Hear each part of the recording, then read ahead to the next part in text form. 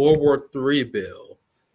You see how they say package with aid. I don't like using their goddamn language. What are you talking about? This package is designed to fund a genocide, provoke endless war in Ukraine, while also provoking China into war with Taiwan. It's truly one of the most unhinged bills that we've seen in a while, because essentially take all these issues and conflicts that the American people don't give a fuck about, and we give the amount of money that will solve homelessness over 3 times over, $95 billion that quote unquote fiscal conservatives want to spend on this. Once again, the quote unquote radicals, we're the only serious people in the room, I guess. I'm the only one to point out the fact that we spend more on our police in other cities than other countries do on their military. That seems kind of crazy. And they're like, oh, what are you talking about, defunding police? What you mean not defunding the police? You see how much money they get? Meanwhile, these fiscal conservatives see all this billions of dollars going to the Senate. They be like, can we have some health care, some solve the homeless problem? That's socialism. Like, you guys know how done I am with the general consensus of white America, which is why I'm one of the only YouTubers who are not afraid to say I'm a Marxist-Leninist. I am an anti-capitalist. When I say I'm a Marxist-Leninist, ML, giant M, big L. Other YouTubers won't tell you that because they don't want to lose their audience. I won't, because I see the contradictions in this system. It's all about not having a successful war, but having an endless war. We're sending $61 billion. I already know these numbers because I got a hotspot video coming out on this today, fam. $61 billion in Nazis in Ukraine, Ajamu. That war is over. Exactly. This is nothing but a lateral transfer from the pockets of the U.S. population to the pockets of the military-industrial complex. Now, not only is that war over, Nick, Ukraine is over. Ukraine doesn't exist as an independent sovereign state any longer. Yes, a third of it is now has now fallen under the control of Russia, and the rest of it, its most productive lands, are now being controlled by U.S. and Western European capital. Okay, they have a debt that they are net is impossible to pay back, and basically. And you see that BlackRock, aligned with the Democratic Party, J.P. Morgan, they're setting up this Ukrainian reconstruction bank because, like most of these conflicts, the real money is made not just in terms of the conflict itself, but after the conflict, so-called reconstruction. So they're setting up this bank in order to make some real money and so-called rebuilding Ukraine. But the rebuilding is no more than taking the last bits of the Ukrainian assets in that place. So it doesn't exist anymore. And Zelensky is no longer needed. And therefore, he's got to watch himself because, you know, that situation that is unfolding there politically is such where, you know, once the U.S. is finished with you, but you still have some degree of some credibility, the way they deal with that is they disappear you. So he is in a very precarious situation right now. So, you know, you're right. This is crazy. $95 billion. It's and then what? And they pretend like they're concerned about putting some kind of restrictions and restraints on Israel and Gaza. But then you turn around and give them another $10-14 billion. Come on, you know, don't play us for chumps. You want to know who the biggest people playing us for chumps? Democrats. The same people who are the same Senate that's pretending that they are concerned about what's going on in Israel. I'm going to show you guys an example of one of them here very soon. They voted for this bill in order to fund Nazis in Ukraine. So funding Nazis in Ukraine and funding that winning war is so important. They are okay with bombing more Palestinians in order to fund Nazis in Ukraine. Do you guys understand how crazy that is? But I'll read the number for people who are not watching the screen because I don't a lot of time listen to these shows. So the bill includes $60 billion in support for Ukraine in its fight against Russia, $14 billion in security assistance for Israel. You know, the state that was just found to be plausibly committing a genocide by the International Court of Justice. So our reaction to that is, oh, let's give them $14 billion more. $9.2 billion in humanitarian assistance that hostile Israeli settlers will block. And I always find that funny. They said, we're going to send $14 billion in aid to bomb Palestinians, and we're going to send you $9 billion to patch yourself up, eat a sandwich, and take a break in between the bombings. So absurd. And look at the last part. This is why I call this the World War III bill. So thus far, we're funding a genocide. We're promoting endless war in Ukraine. And now they're sending $4.8 billion to Taiwan. $4.8 billion to support regional partners in the Indo-Pacific region. What? This bill is not an aid package. It shouldn't be called anything else other than a World War III bill that every single Senate Democrat support. You had 22 Republicans. These are like the most neocon senators. These are like people like Mitch McConnell. You had 22 Republicans joining the Democrats to get 70 votes. Every single Senate Democrat voted for this. Every single one. And this is including Bernie Sanders. Actually, good question. I didn't look Bernie up because Bernie is technically an independent. So that's actually a good question. Does anyone in the chat know? I can look it up because that's a good question. Because Bernie technically is not a Democrat; he's an independent. So, and I heard him say that he was going to vote against aid, even though he's been against a ceasefire for a while. So my guess is that he voted against it, but I'm not sure. I'm not sure, to be clear. Maybe we can look that up. But this is one of the people that I'm not going too hard on Ryan, but you guys see how Ryan tried to praise this guy. Hear what Ryan Graham says. Hearing Senator Chris Van Hollen, one of the most respected Democrats when it comes to foreign policy, say this, I'm going to show you guys what he said, feels like a watershed moment. Ryan Graham said this speech right here is a watershed moment. Listen to this. Madam President, I want that to sink in. Kids in Gaza. Sorry, thank you, chat, for the fact check. I probably should have looked it up beforehand. Bernie voted against it. Yeah, I was sure I know he hinted that he was going to vote against it. So all the same Democrats and Bernie, who has the I and asterisk, as I call it, is a I with a very strong asterisk. He's essentially a Democrat. But let's continue to this clip. Madam President, I want that to sink in. Kids in Gaza are now dying from the deliberate withholding of food. In addition to the horror of that news, one other thing is true. That is a war crime. It is a textbook war crime.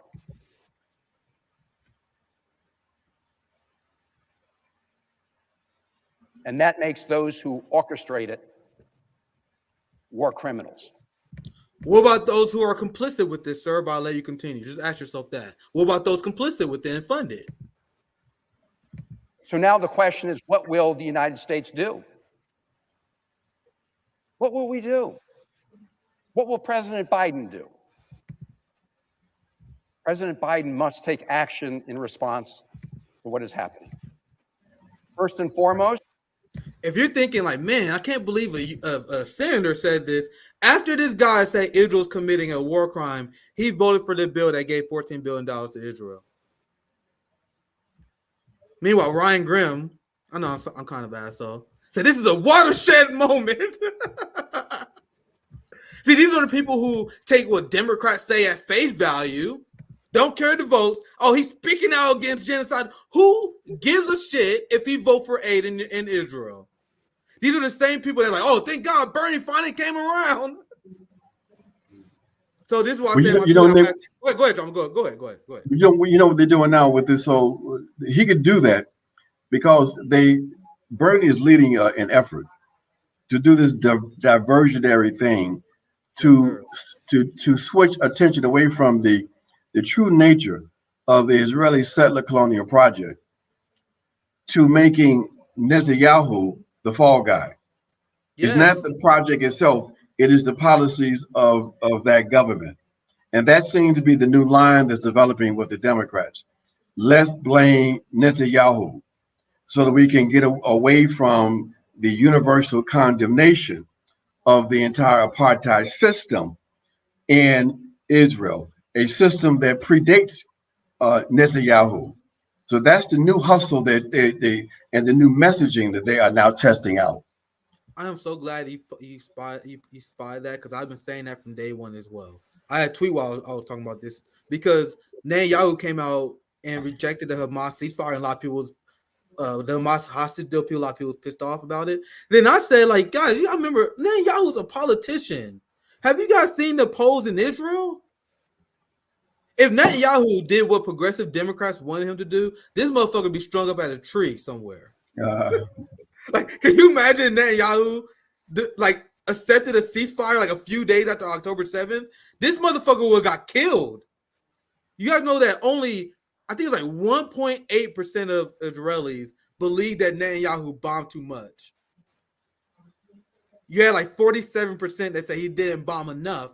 And then a lot of them said not sure. You know what I mean? So Netanyahu is doing what he's doing in order to stay in power, which you can criticize him as a politician for doing that. But this is a critique of the Israeli populace. Because if he does not do what he's doing, he's fucked. You got to realize the quote-unquote left-wing party Israel, the leader said that he has Netanyahu. I'm sorry I'm blanking on the name.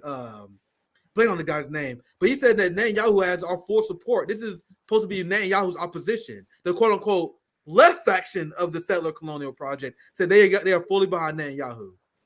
So it's about the Israel. So I'm glad you made a point. I'm glad you made that point because I've been hammering this. It's a very tricky maneuver that they're trying. Only two more things I'm gonna show you guys, and I'm gonna ask you one question about the Green Party, and we can wrap up.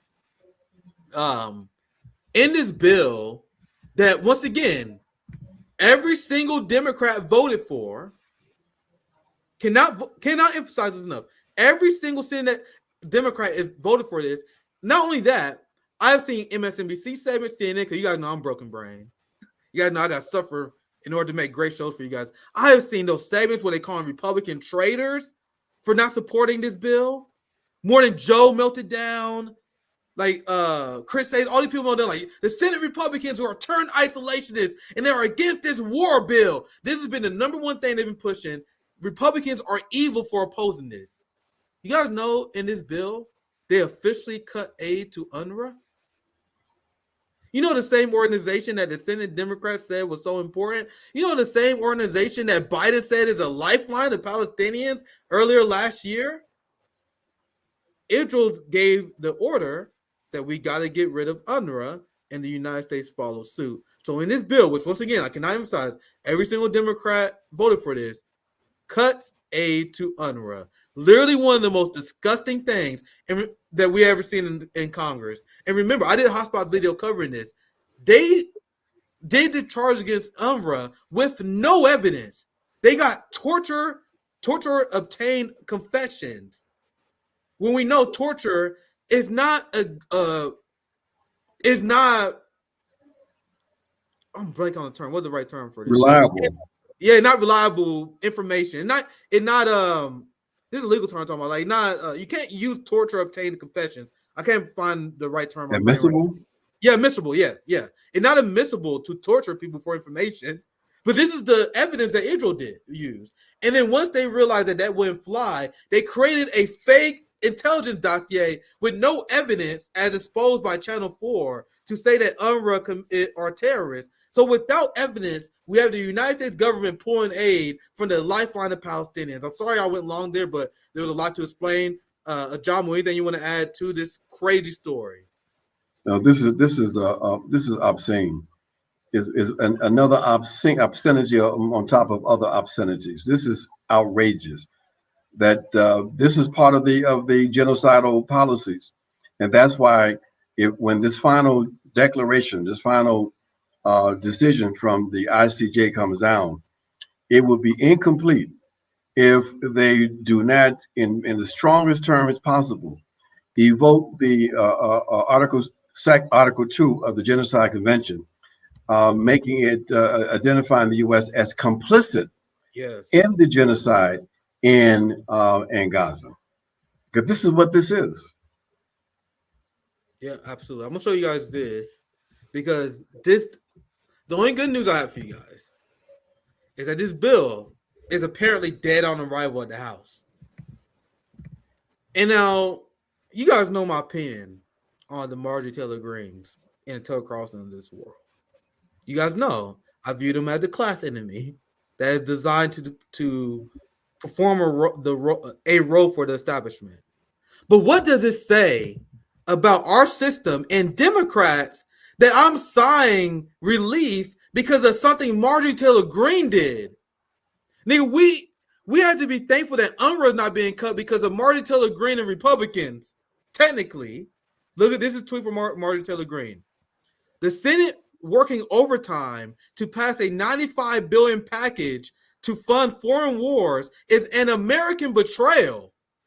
It's DOA in the House. They should talk about debt. Oh, I need to read that. Oh, we're in debt, blah, blah, blah, blah. Neither the House or the Senate have passed all the appropriation bills for a budget. You pretty much talk about how disastrous it is. So essentially, not Senate Republicans, but House Republicans are batting up to saying that we got to block this crazy bill that just went through the Senate. And that's the reason why UNRWA is not going to be cut, apparently. So we have Senate Democrats and we have House Democrats that are in dismay that Mike Johnson is blocking this bill. And I want you to understand, this is not anywhere near me praising Marjorie Taylor Greene and these Republicans. But what does it say about our Overton window? That we now have the Democrats that are unapologetically cheering for war, and we got to rely on hypocritical conservatives to block it. Because we know they're hypocrites, so John, we know that. But they're the only thing stopping our country from being an unending, engaging war. And that's just a fact, unfortunately. What's your take on this, Ajamu? No, I agree. I mean, and it really shows you the rightist character of U.S. politics and the rightist character of neoliberal Democrats, that they are a force on the right. And so this notion that supporting rightist neoliberals is supposed to put a brake on the rightist forces grouped around Trump is illogical. You can't defeat the right with the right. Okay, you have to identify both elements as the enemies of the people. But you're right. This is absolutely outrageous that the Democrats have now become the unabashed war party, and that if you oppose these policies, then you get called out as a Trump supporter or Republican supporter or whatever.